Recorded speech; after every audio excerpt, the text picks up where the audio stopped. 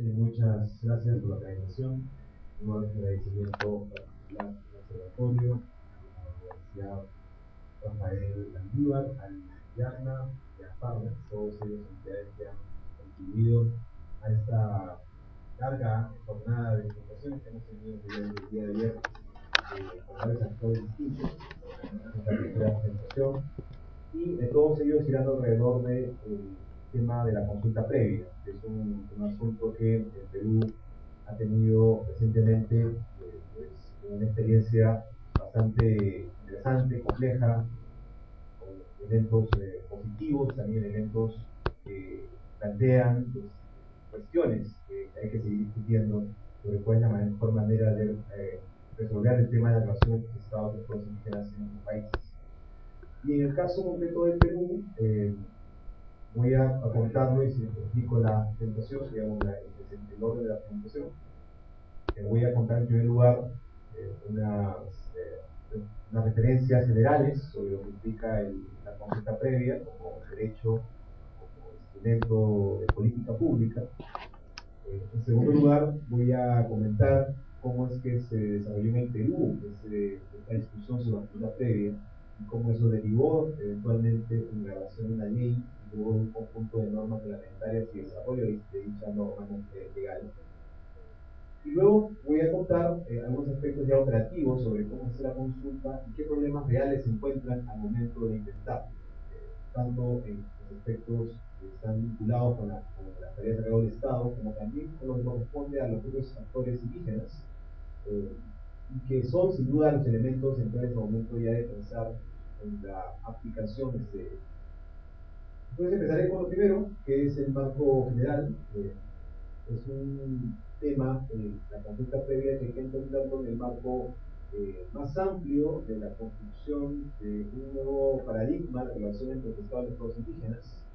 Digo la construcción porque todavía no es ni siquiera un paradigma que se pueda ver y observar realmente en relación entre el Estado y los pueblos indígenas, sino más bien es un objetivo, un deber ser que empieza a establecerse en algunas políticas, por la cual ya no intentan los estados, en principio, o menos esa es la declaración formal, promover una integración de una asimilación de todos los pueblos indígenas que viven en sus países dentro de una sola matriz cultural, dentro de una sola visión sobre cómo debe ser la nación, sino que reconocen los estados una necesidad de establecer mecanismos distintos de trato horizontal, de tratos equitativos entre el Estado y los pueblos indígenas, reconociendo, para empezar, que existen estados, reconociendo que existen pueblos indígenas con un conjunto de derechos colectivos que el Estado debe pues, desarrollar, implementar, garantizar, y reconociendo además que son relaciones, y es un tema que voy a comentar en otras oportunidades de la presentación, una situación de asimetría respecto a los recursos, respecto a las capacidades, respecto al poder económico, político que tienen los actores indígenas. Pues en ese contexto, digamos, se plantea a través de un instrumento nacional en particular, que es el convenio 169 de la OIT, este escenario nuevo de relación entre Estado y pueblos indígenas. Pero como digo, es fundamentalmente un objetivo, no es todavía necesariamente una realidad al interior de los países, incluso aquellos que han suscrito hace ya muchos años el convenio 169 de la OIT. Y también está lo que se recoge, por ejemplo, en la Declaración de los Derechos de los Pueblos Indígenas de las Naciones Unidas, donde además se incide en la importancia del elemento de la autodeterminación como un principio de gobierno de los pueblos indígenas, que es un principio además que va a estar en tensión permanente con las propias de estados y el elemento que rige a los estados, que es el elemento de la soberanía, que implica eventualmente algún momento en el cual las decisiones políticas que adopta el Estado van a estar en función con ese elemento de autodeterminación. Y por lo tanto, algún tipo de solución tiene que presentarse desde el punto de vista político y eventualmente jurídico a cómo resolver esa relación entre los actores. Bueno, un poco repensando a partir de las reflexiones que hemos tenido ayer y hoy, es un poco la cuadratura del círculo. O sea, es un tema en el cual el lenguaje de ambos aspectos no necesariamente va a encajar, lo cual revela eventualmente que algún otro lenguaje político irá surgiendo conforme estos elementos vayan teniendo en el tiempo. Pero todavía no sabemos, estamos muy temprano para ver cómo eso ocurre. Pero, digamos, hace evidente la necesidad de discutir esos temas y va a generar poco a poco, sin duda, cambios en los países que digamos, tienen que encarar ese tipo de desafíos. Entonces, la pregunta previa se ubica en ese contexto. Y la propia OIT ha señalado que la consulta previa es, dice en varios documentos oficiales de la OIT, es uno de los pilares centrales del convenio, porque es el vehículo por el cual se puede establecer una relación de diálogo entre el Estado y los pueblos indígenas que lleve a elecciones estatales que sean concordantes con los derechos de los pueblos indígenas. Es decir, que la decisión del Estado no implique una afectación negativa, ¿entiendes?, a los derechos de los pueblos indígenas. Y eso, sin duda, es nuevamente, acá viene un segundo elemento de deber ser, construye una figura, la consulta previa a los pueblos indígenas, que tampoco deriva de una práctica real de actores estatales y pueblos indígenas que a lo largo del tiempo han desarrollado un conjunto de prácticas y que luego el convenio recoge. En muchos sentidos, lo que hace el convenio es construir un proceso de diálogo ideal, en virtud de las experiencias de diálogo universales que existen, y lo traslada al contexto indígena. Y como sabe que eso es muy difícil en el contexto de múltiples culturas y diversos estados, solo plantea algunas líneas generales sobre cómo debería ser el diálogo. Y lo mismo vamos a encontrar en los elementos generales en la declaración que he mencionado hace un rato y también en algunas sentencias de la Corte Interamericana de Derechos Humanos. Los abogados llaman a todo ese bloque estándares internacionales sobre el derecho a la consulta. Pero nuevamente, yo ahí hago siempre una aclaración sobre esos estándares. En realidad son estándares provisionales, porque en realidad, como todo proceso de diálogo, es un proceso vivo, irá cambiando y transformándose. Y por lo tanto, los estándares también irán cambiando y evolucionando conforme los estados y pueblos indígenas lleven a cabo su proceso de diálogo. Y es que ocurre, además, porque como digo, no necesariamente ocurre. Entonces, eso es, digamos, la razón y el sentido de la consulta previa. Ahora viene el elemento de, bueno, esos estándares más o menos cuáles son. Entonces hay varios elementos claves de la consulta. Un primer elemento clave es que surge cuando el Estado va a dictar algún tipo de medida, sea legal, una ley, o sea una medida administrativa, cuyo contenido pudiera implicar, en caso que se implemente, una afectación a los pueblos indígenas. Se entiende que el pueblo indígena es un colectivo. Y esa afectación debe ser entendida no solamente como una cuestión negativa, sino como un cambio en las condiciones en las cuales los pueblos indígenas viven. ¿Por qué no negativo? Porque, como mencioné hace un rato, eso está, por ejemplo, enseñado en la declaración, ese elemento clave de la autodeterminación implica que quien debe evaluar qué es lo mejor para los pueblos indígenas son los pueblos indígenas. Entonces, el Estado no puede reemplazar a los pueblos indígenas en la evaluación sobre el contenido de lo que implica la medida. Por lo tanto, algo que para el Estado puede ser muy bueno, para el pueblo indígena no puede ser igualmente bueno. Y al revés, algo que puede el Estado pensar que es negativo, resulta que el pueblo indígena lo considera positivo. En cualquier caso, es el pueblo indígena el que define qué es lo bueno, qué es lo beneficioso y qué no, respecto a la decisión del Estado. Y en esos casos, cuando implique una modificación de estas condiciones, sean legales o sea en la ejecución de alguna medida, por ejemplo, un proyecto de inversión que implique la afectación de derechos específicos de los pueblos indígenas, el Estado antes, y después es previa, consulta previa, antes de adoptar la medida, debe realizar la consulta. Entonces, esa consulta previa que se hace antes implica que el Estado y los pueblos indígenas deben iniciar un proceso de diálogo, que tiene un conjunto ya de elementos que involucran, lo dice la OIT en varios informes, no puede ser entendida como un simple proceso informativo. No puede ser simplemente como que el Estado se acerca a los pueblos indígenas a informarles qué cosa va a hacer. Eso no es consulta. Tampoco puede ser consulta, ¿no? un proceso en el cual, por ejemplo, se convoca elecciones, o digamos, un proceso electoral de votación. Tampoco eso es consulta. La consulta implica un proceso en el cual los actores se sientan a la mesa a conversar sobre la medida que el Estado ha planteado y buscan de buena fe, que es el otro elemento, el principio central que el propio convenio recoge, de buena fe buscan llegar a un acuerdo sobre lo que el Estado quiere hacer. Un acuerdo. Esa es la finalidad del proceso. Eventualmente llegará a un acuerdo con pleno de todos los elementos de lo que el Estado plantea. Puede eso, por ejemplo, implicar que lo que el Estado originalmente quería no resulte ser lo que finalmente se acuerde. Puede haber un cambio respecto a las posiciones del Estado y de los pueblos indígenas en el proceso de diálogo. Pero, digamos, el objetivo ideal es llegar a un acuerdo pleno con consentimiento respecto a lo que el Estado quiere hacer. Pero ahí viene una de las condiciones más críticas del proceso de consulta en el marco de lo que el convenio se plantea, que es ¿qué pasa si no hay un acuerdo? ¿Qué ocurre si no hay un acuerdo? Y eso, ahí déjenme el momento de suspenso para regresar a ese punto al momento que cuente la solución peruana, aunque es un tema central respecto a todo este tema de la consulta. Entonces, esa es la consulta previa en principio, esta búsqueda de acuerdos, esta búsqueda de consentimiento, esta búsqueda de buena fe del Estado y los pueblos indígenas de ambas partes, no solamente del Estado, los pueblos indígenas también, este esfuerzo de buena fe de tratar de ponerse de acuerdo respecto a lo que el Estado quiere hacer en temas que afectan a los pueblos indígenas.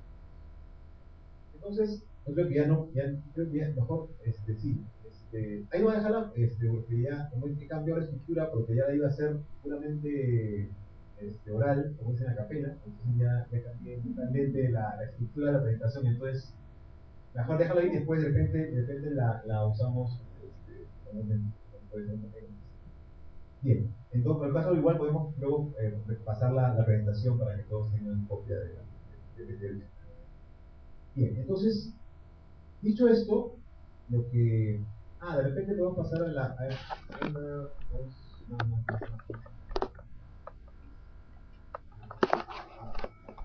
ahí, ahí.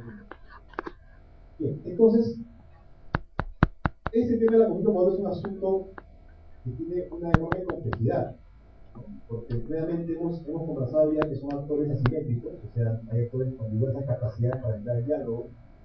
El Estado, vamos a ver una complejidad importante, no está muy acostumbrado al diálogo intercultural. En ocasiones el Estado ni siquiera está acostumbrado al diálogo.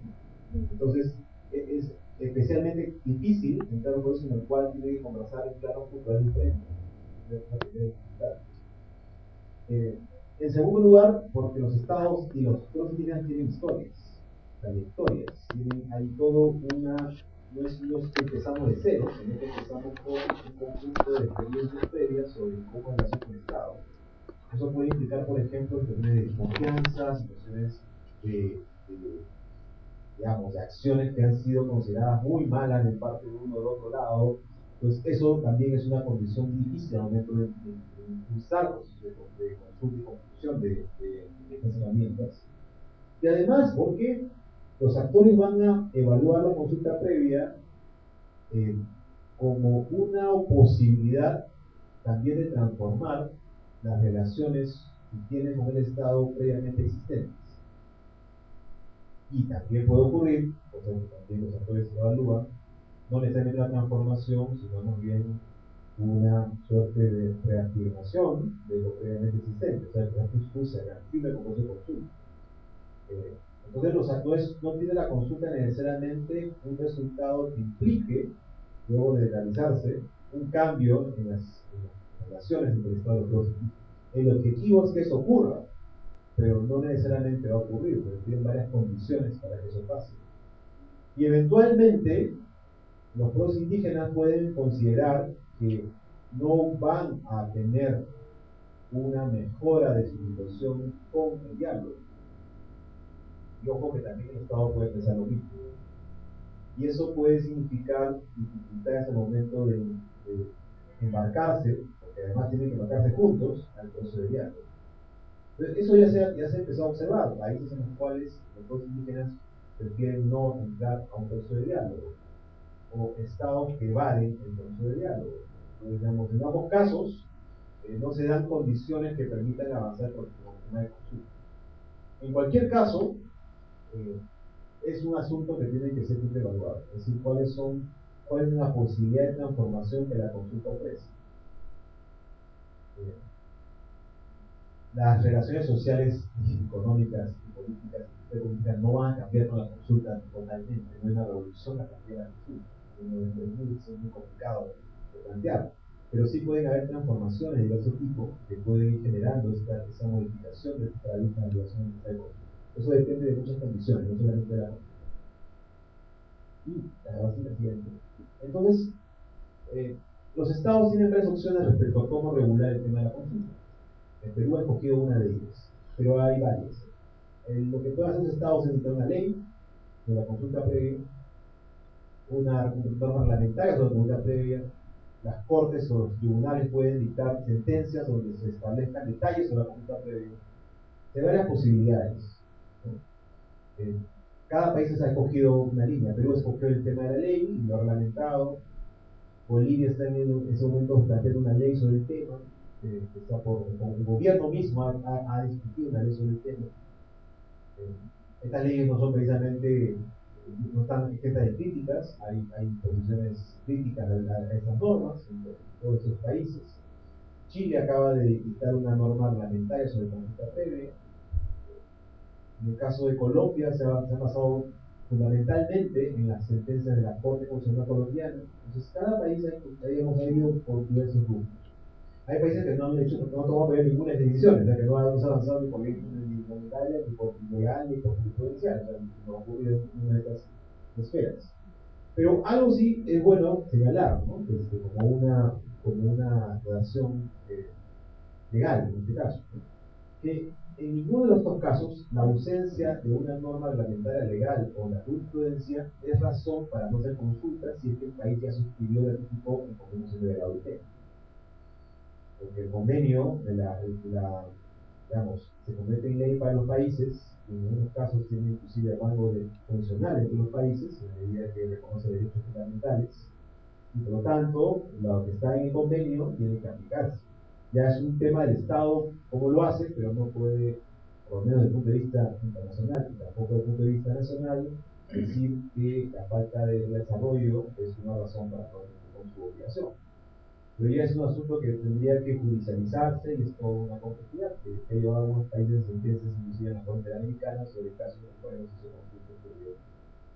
Entonces, digamos, esa es una aclaración, pero son las vías posibles. Uno, ahí. Entonces, ¿qué hizo Perú? Ahora entro al tema de Perú. ¿Cómo es que Perú lo resolvió? Perú es parte y entró en vigor, digamos, en el convenio C9 en nuestro país en el año de 1995. Acabamos de cumplir ya, en el convenio de 24 de febrero, 23 de la fecha. Estamos ya por cumplir 19 años de convenio. Uno de los primeros países en la región que ratificar el vigor de este país. Sin embargo, la ley de consulta previa no se da sino hasta el año 2011. ¿Qué pasó? O sea, ¿por qué tan periodo tan largo de tiempo? Y aquí hay que señalar algunas cosas, ¿no? Un primer tema grave es que el tema de consulta previa no fue, estuvo ausente por mucho tiempo en los puntos más altos de la agenda indígena. Es decir, si uno observa, por ejemplo, los informes alternativos que las comunidades indígenas enviaban a la OIT sobre los problemas que tenía el Perú respecto al convenio, una consulta previa a veces no le evitaba ni un par de líneas, o un párrafo. Inclusive les cuento, ¿no? En el Plan Nacional de Derechos Humanos de la Coordinadora de Derechos Humanos de Perú, que es una entidad de todas las ONG y todos que ven derechos humanos, en su plan del año 2006 no había ninguna línea sobre el tema de consulta previa. Ni siquiera estaba mencionado como un derecho que tenía que ser observado. En el informe alternativo del año 2013, en la mitad del informe alternativo está dedicado a consulta previa, y el informe de plan de derechos humanos ya tiene varias secciones vinculadas a consulta previa, entonces se convirtió en un tema relevante. Eso no quiere decir que el tema no era desconocido por los indígenas, sino que no se lo vio como un tema, digamos, central en otros asuntos considerados prioritarios, como por ejemplo el tema de las tierras, la migración, como parte de la agenda más relevante. Pero las cosas cambiaron. ¿Por qué? Porque en el año 2007 el Perú firma un tratado de libre comercio con Estados Unidos, y en el marco del tratado, el Perú se había obligado a hacer un conjunto de cambios en la legislación interna, es decir, modificaciones en normas peruanas que regulaban una serie de temas. Y entonces, ya, desde luego, ese asunto no fue enviado al Congreso de la República, porque se dijo, bueno, si hacemos esto al Congreso, sabe Dios que puede salir del Congreso, entonces se dijo, mire, mejor que el gobierno nos dé facultades legislativas al Ejecutivo y nosotros sacamos las leyes. Claro. Entonces el Congreso dijo, bueno, ok, está bien, mejor. Entonces el Ejecutivo recibió el encargo y sacó 100 leyes. 100 leyes en unos meses, ¿no? Claro.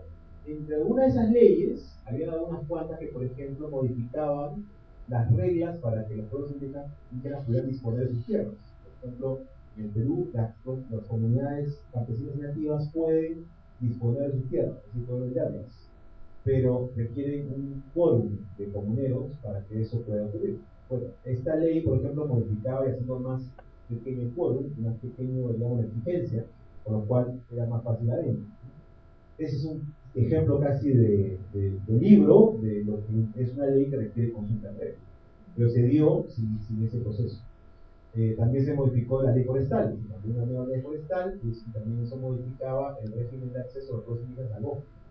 En el caso del Perú, implica el bosque, los animales, la flora, la silvestre, entonces digamos una cosa bien extensa, ¿no?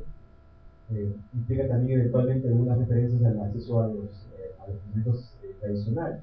Entonces, todos esos temas eran claramente asuntos que tenían que ser objeto de consulta. No había ni duda que eso no iba a ser objeto de consulta. Y en ese contexto, en el 2008, las naciones indígenas amazónicas y aliados que tienen alrededor señalaron de que eso no podía ser, que tenía que corregirse el tema. Y el tema de consulta aparece como casi perfectamente como el elemento legal clave que permitía darle legitimidad al proyecto. Ese conflicto tuvo dos partes. En 2008 culminó con se desarrolló un paro amazónico que culminó con que el Congreso asumiera un compromiso de derogar esas leyes, derogó una y empezó el trabajo de derogación de otra, pero quedaron muchas pendientes. Y esas pendientes originó que el paro amazónico se reiniciara el año siguiente, en 2009. Y en el 2009, en realidad después de varios meses, cuando ya en verdad la organización indígena ya estaba agotada y ya era muy probable que se suspendiera el paro porque ya no había energía ni capacidad de responder la demanda ante el gobierno, se produce un terrible hecho, la tragedia de Bagua, que es un suceso que se originó fundamentalmente por varios errores policiales operativos que conllevaron finalmente a una tragedia. Y fueron básicamente policiales los errores, porque en esa tragedia de Bagua murieron 34 personas, de los cuales 24 eran policías. O sea, de los 34 los que murieron, 24 eran policías. 10 de las personas eran civiles, 5 de los cuales eran miembros de comunidades nativas. Y además hubieron 80 heridos de bala, civiles, ¿no? Tanto indígenas como no indígenas. Entonces estamos hablando de un hecho evidentemente que revela una falla enorme, ¿no? del operativo y de la manera como se llevó a cabo. Hay varias investigaciones sobre el tema. Quisiera conocer más de ello. Hay varios informes que son públicos que se pueden conocer sobre todo cómo ocurrió esta tragedia. Pero bueno, eso pasó, eso originó una enorme indignación en muchos sectores de la población y eventualmente conllevó a que se buscara una salida, porque evidentemente un conflicto a ese nivel que había escalado no era posible de admitirse. Entonces había una necesidad de abrir una puerta que permitiera salir de esa discusión. Esa puerta era como ustedes imaginarán, la consulta previa, como una herramienta que dice hubiera evitado lo de Bauer. Bauer no hubiera ocurrido si hubiera habido una ley de consulta previa que evitara que eso hubiera. En cualquier caso, la consulta se convirtió en un asunto de la agenda y la Defensoría del Pueblo de Perú, que es el equivalente al procurador de derechos humanos aquí, presentó un proyecto de ley sobre consulta previa. Ese proyecto de ley se salió a un mes de la tragedia y eventualmente ese proyecto va a ser discutido en el Congreso peruano, pero el gobierno anterior, que era el que había visto el tema de Baguar, no lo iba a aprobar. Pero el nuevo gobierno, que estaba en estos momentos a cargo de la administración, había prometido aprobar la ley de consulta y cuando asume la administración, al mes y medio, dicta la ley de consulta previa. Además lo hace Bagua, como además un momento de reivindicación respecto a esto. Y esa ley además fue aprobada porque en un contexto en el cual muchos actores diversos apoyaban la ley. Los medios de comunicación, una buena parte del empresarial, una buena parte de los partidos políticos, una buena parte del sector de la sociedad civil, y los grupos indígenas, todos apoyaban la ley. Entonces, esa ley tuvo una votación excepcional en el Congreso. Fue votada por unanimidad. O sea, no hubo ningún voto en contra de la ley. Esas cosas no pasan así más, pasan por un contexto muy particular de ese momento. Esa ventana de oportunidad del proceso de consulta previa se mantuvo, digamos, abierta hasta más o menos mediados del año 2013. Durante ese periodo, verdad, el proceso con mil dificultades, porque ya se hacían evidentes las tensiones entre los indígenas, Estado y los proyectos de inversión, desde desde un momento que la ley se dio, ya empezaron a darse todas esas tensiones. Entonces se dio un conjunto de presiones de diversos lados respecto a cómo llevar a cabo la planificación. Pero, con críticas o no, el tema está en que en un periodo muy corto de tiempo, entre el mes de septiembre del 2011 y el mes de mayo del 2012, prácticamente se dieron las principales normas reglamentarias. Y entre mayo de 2012 y abril de 2013, en realidad se culminó prácticamente todas las herramientas que estaban previstas en la ley de reglamento de consulta previa. O sea, la parte operativa de todas las herramientas se culminó. Entonces, digamos, eso se explica por las condiciones excepcionales, favorables, desde el punto de vista político que existían en ese momento. Pero como dije hace un rato, esas condiciones no fueron, digamos, perfectas. Eso lo voy a contar un poco más. Ahora solamente voy a hacer una entrada muy rápida a los temas de las decisiones más importantes que la ley peruana y el reglamento peruano dan respecto a la consulta previa, ¿no? Y muchas de esas decisiones no necesariamente todos comparten cómo es que se ha optado en estos casos. ¿Cuáles son esas decisiones claves? La primera decisión clave es darle a la consulta previa un conjunto de etapas y plazos para que los actores públicos, el gobierno, la administración pública y los políticos sepan más o menos qué es lo que va a ocurrir. Ese proceso tiene estas 7 etapas, que inicia con una etapa de preparación del proceso, que es una etapa en la cual la entidad pública a cargo de la consulta, que es aquella que va a dictar eventualmente la consulta, digamos, la que va a dictar eventualmente la medida pública, esa entidad tiene que, en primer lugar, identificar la necesidad de hacer la consulta. Es decir, que su medida puede implicar una afectación. Y también tiene que identificar a los pueblos indígenas que pueden ser eventualmente afectados. Y reunirlos a una conversación preliminar en la cual se ponen de acuerdo sobre cómo hacer la consulta y en el terreno. Eso se llama el plan de consulta. Y en Perú ya se han empezado a hacer consultas en este marco, inclusive en temas tan complejos como el tema de hidrocarburos, que es el tema de petróleo y gas. Y inclusive ya han acabado los consultas. En esos que han acabado bien, inclusive en la etapa preparatoria, ya pueblos indígenas y gobierno se pusieron de acuerdo en todos los términos del proceso. Consenso, lo cual implica que eran casos, digamos, relativamente sencillos. Vamos a ver, no todos son así.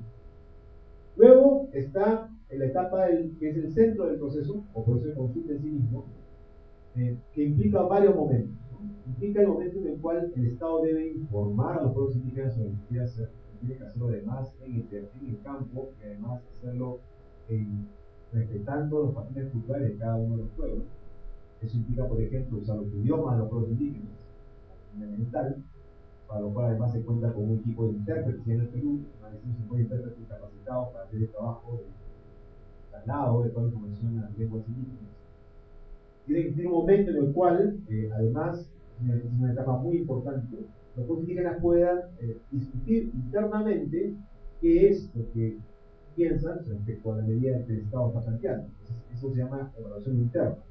Tiene cierto símil con lo que acá se conoce de proceder una autoconsulta, que es un poco el proceso interno del pueblo indígena sobre lo que el Estado quiere hacer.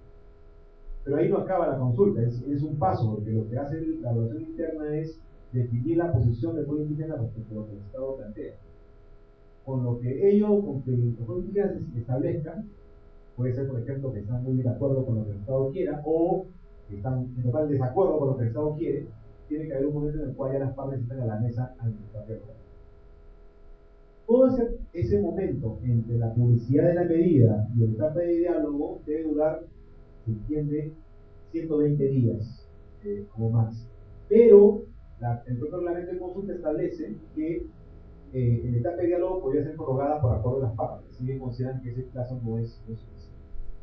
Pero ojo que la etapa de identificación y preparación de la consulta no tiene plazo. Y por ejemplo, les doy un caso concreto, en el cual los pagos han sido mucho más largos. En el Perú hay otro lote de hidrocarburos en el norte de nuestro país, cuyo proceso de consultas se anunció en diciembre del año 2012, cuyas primeras reuniones se empezaron en febrero del 2013, y estamos en febrero del 2014, un año después, y todavía no se ha iniciado la etapa de información. O sea, los 120 días son ya cuando las partes tienen claro cómo hacer la consulta. Pero puede ser que toda la etapa de preparación del proceso demore mucho más. Un ejemplo, imaginemos que los pueblos indígenas consideran que solo el mes de abril es un mes adecuado para dialogar. Entonces, el Estado no podría iniciar el proceso sabiendo de que esa etapa de abril no coincida con la etapa de diálogo. Tendrá que en ese momento iniciar el proceso solamente cuando cada vez que, digamos, quepa la posibilidad de que coincidan esos tiempos, por ejemplo. Es un tema de adecuación cultural del Estado a los tiempos indígenas. Eso no son buenas noticias necesariamente para todos, porque claro, si por el lado de las inversiones también eso puede ser todo un tema, pero tiene que haber un equilibrio entre la necesidad de ciertos plazos para el proceso o también respetar las propias particularidades y ritmos que los pueblos indígenas tienen los que toman decisiones. Es un asunto de que tiene que haber siempre. Con lo que el Estado, digamos, el Estado de los indígenas decida, en etapa de diálogo, se toma una decisión. De aquí vienen, a ver, las decisiones más difíciles, el momento más complejo de la consulta. Había hecho un stop en la presentación al inicio, sobre qué pasa si no hay acuerdos.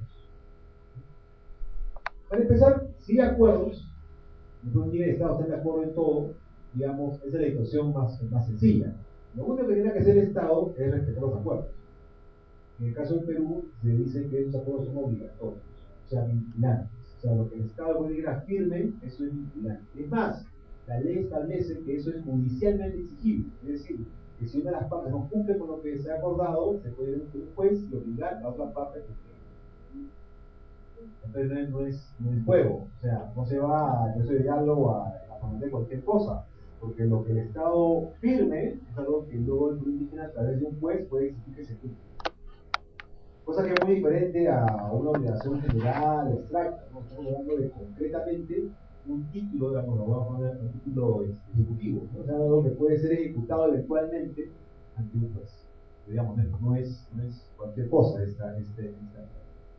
Pero si no llega a un acuerdo, sea porque no llega a un acuerdo parcialmente o no hay un acuerdo en ningún elemento de la consulta, digamos, de la medida que se ha adoptado, entonces, de acuerdo con la legislación peruana, el Estado tiene que tomar la decisión de si dicta la medida o no. Ese es un primer nivel de decisión. Porque también podría decir el Estado, mira, estoy de acuerdo, y en verdad, mira, le queda claro que aquí no va a haber ninguna posibilidad de avanzar en ese tema, mejor prefiero no dictar la medida.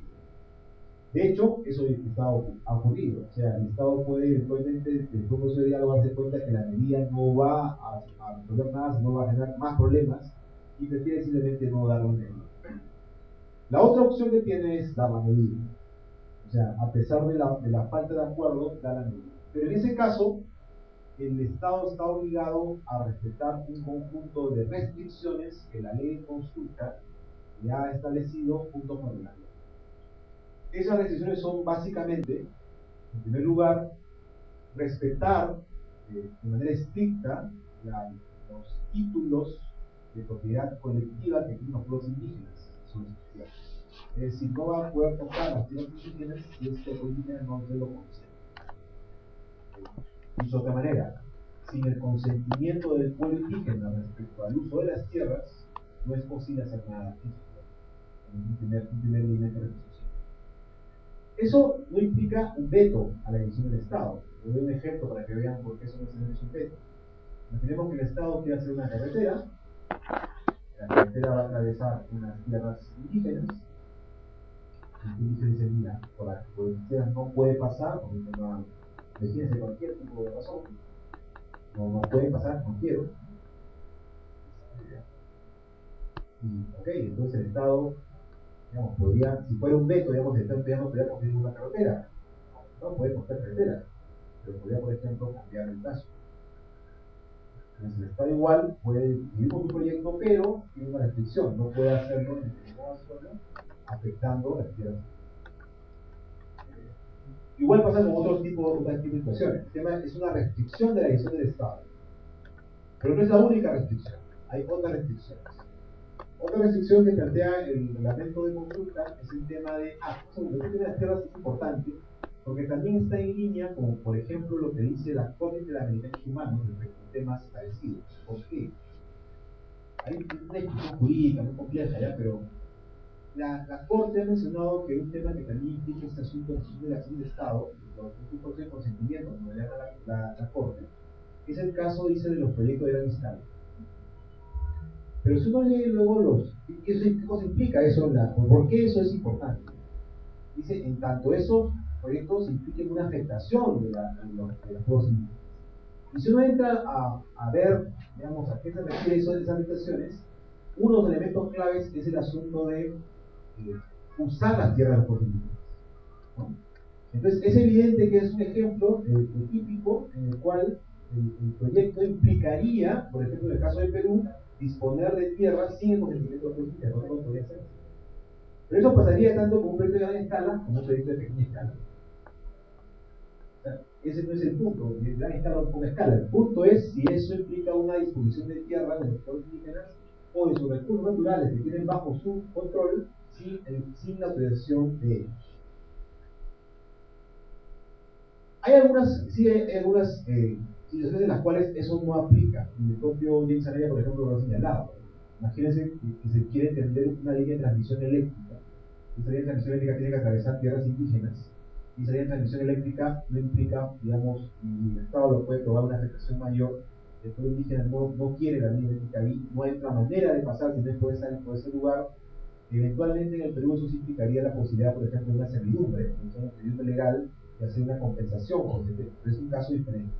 No es lo mismo eso que un tajo abierto, una mina, o sea, es completamente distinto el tipo de afectación. Otro ejemplo son el atendido de, por ejemplo, la fibra óptica. Puedes tener que pasar fibra óptica por un lugar y la afectación evidentemente es menor, a pesar de que el indígena no quiera, podría usarlo, pero previa compensación por cualquier tipo de problema o afectación que hubiera. Pero normalmente los proyectos extractivos no tienen esas afectaciones. Esa área casi dice que es casi imposible que un proyecto extractivo que hacen las tierras indígenas tenga ese tipo de situación tan leve de afectación. Son procesos que más bien tienen normalmente afectaciones mucho más graves y complejas. Entonces, él de hecho ha dicho hace poco, cuanto más te acercas a ese nivel de afectación, más necesidad de consentimiento hay. para ver un poco la función entre estos elementos. ¿Ok? Entonces, el tema de tierras, el tema de la corte. Y también es el tema de el desplazamiento forzoso de las fuerzas indígenas de sus tierras, lo cual en la práctica es una expropiación, ¿no? Se sacan sus tierras, en la práctica es una expropiación. Y también está el tema de la disposición de materiales peligrosos en las tierras de los pueblos indígenas. También es un caso en el cual estás en la práctica expropiando las tierras o estás dando un uso que eventualmente no va a permitir ningún otro de uso similar. Eso está en el reglamento de la ley peruana. De hecho, es la primera norma de ese tipo en la ley latina, y hasta yo sé casi de los países del Común 9 donde expresamente se recogen estos supuestos de consentimiento dentro de la legislación. ¿Ok? Entonces, ¿cuál es el punto finalmente en ese tema? ¿No? El punto es que en estos asuntos el Estado mantiene un nivel de discrecionalidad sobre qué cosa debe que hacer. Y evidentemente hay un espacio gris de tensión entre el pueblo indígena y el Estado sobre ciertas decisiones especialmente concretas. Entonces ahí como esas restricciones están planteadas en el caso peruano, y ahí viene mi cierre respecto a la aplicación, los problemas reales de aplicación, ya tengo el tiempo obviamente cumplido. Los temas de aplicación, en el caso del Perú, han tenido menos problemas en aquellos proyectos en los cuales los tiempos permiten mayor flexibilidad respecto de la consulta. Es decir, en los proyectos de decisiones del Estado admiten relativamente con relativa facilidad demorarse unos meses para hacer bien las cosas de aquellas decisiones que implican mucha velocidad. Entonces, por ejemplo, los proyectos de hidrocarburos normalmente implican periodos de decisión de años, normalmente tienen menos problemas para poder implementar la consulta que hay proyectos que son, los más cortos, o que implican decisiones que exigen una velocidad mayor. Donde la velocidad es mayor, entonces las tensiones y presiones, porque el tema de consulta no implique lo que llaman a veces los empresarios en Perú una traba, también hay gente del gobierno que también tenemos es una traba, entonces tienen mucho más problemas de aplicación. Y en el caso concreto del Perú, lo que pasó en el mes de septiembre, bueno, entre agosto y septiembre del año 2013, perdón, 12, es que había un temor de que la crisis económica pudiera implicar una afectación grave a la velocidad de desarrollo de la actividad minera, que en el Perú está basado básicamente en proyectos privados. Y la etapa crítica para los proyectos privados en la minería es la etapa de exploración minera, que es la etapa en la cual pequeñas empresas buscan el mineral en la zona del país y en virtud de sus hallazgos pueden luego vender el proyecto a empresas de mayor tamaño para que desarrollen eso. Ese es un elemento clave porque si no hay exploración, no hay más proyectos mineros adelante. En el Perú, el 65% de las divisas se explica por la minería. Y gran parte de los ingresos para proyectos y políticas sociales se derivan de los ingresos que el Estado tiene en virtud de la actividad minera. No, o sea, el 65% de las divisas es de origen de la minería. Y el paso del 15% del PBI es explicado por el PBI. Saquen digamos, el PBI, saquen lo que es la presión tributaria y más o menos calculen, el Perú la presión tributaria es casi 20%. ¿No? Entonces ese 20%, ¿no? Estamos hablando de aproximadamente 3 puntos. ¿Ah? El total del ingreso tributario, solamente aquí, eso es casi es una barbaridad. Es una barbaridad. Los ingresos es un montón. Eso te explica casi toda la política social. O sea, la caída de esa actividad puede implicar que no puedas desarrollar políticas claves para el movimiento del gobierno. Entonces, eso originó que el gobierno en la práctica lo que ha hecho es parar el tema de la consulta en el sector minero, y sí se ha avanzado en el sector amazónico y hidrocarburos, donde ya inclusive se han realizado consultas previas, y también se están haciendo consultas previas en otros ámbitos, como por ejemplo la creación de áreas protegidas, o la discusión de normas, como por ejemplo el reglamento de ley forestal peruano, que está en este momento iniciando un proceso de consulta previa. El reglamento de ley forestal. Fue consultado la ley, y ahora se va a consultar el reglamento de ley forestal, cual es un ejemplo de... Y además, el plan de consulta de ese reglamento se hace conjuntamente con los dos indígenas. Para finalizar, los actores cuando se dio la ley de consulta, teníamos actores todos a favor de la consulta. Hoy digamos que la condición es menos favorable, porque estos cambios que había la coyuntura. Digamos que tenemos al sector gubernamental de acuerdo con la consulta, pero no en todos lados. Tenemos los pueblos indígenas de acuerdo con la consulta, pero no de todas las formas, no en todos los lugares. Y tenemos a los sector empresarial de acuerdo con la consulta, pero no en todos los sectores. Entonces, digamos, hay una sección, digamos, de la actividad económica y la gestión que está avanzando con las consultas. Pero otro sector en donde todavía hay muchas dificultades, porque los actores gubernamentales, empresariales, los grupos indígenas, no están completamente convencidos de ese camino. En cualquier caso, hay por lo menos un área en la cual está avanzando. El éxito de la consulta en Perú va a depender de que esa área donde está avanzando demuestre que se pueden conseguir resultados.